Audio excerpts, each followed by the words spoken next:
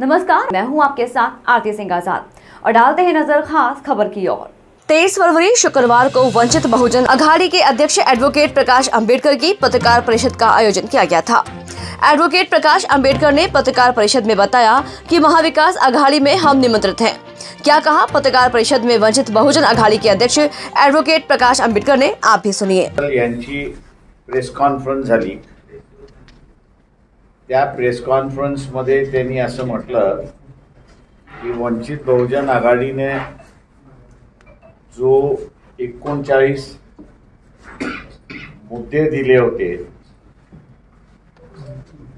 ते आम्ही स्वीकारले म्हणून त्यांनी सांगितलेलं आहे।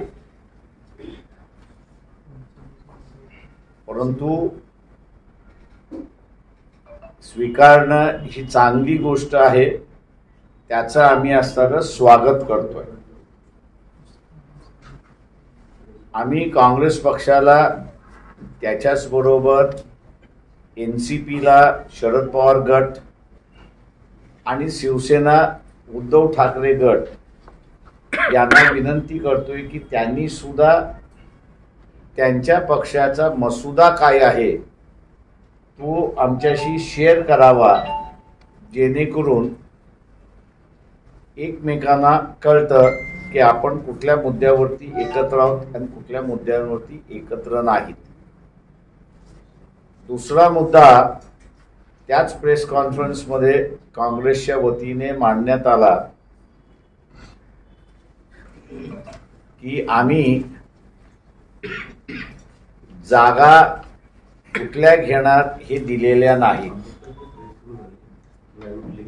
आम्ही त्यांना असणारा मागच्या बैठकीमध्ये आणि याही बैठकीत याही प्रेस कॉन्फरन्स मार्फत आम्ही असणारा त्यांना विचारतोय, लेखीही आम्ही त्यांना पाठवणार आहोत की जागेचा समझोता झालेला आहे असं वक्तव्य त्या ठिकाणी करण्यात आलेलं आहे। समझोता झालेल्या जागा कुठल्या पक्षाला गेलेल्या आहेत। फिलहाल इतना ही। खबरों का सिलसिला लगातार जारी है। नमस्कार।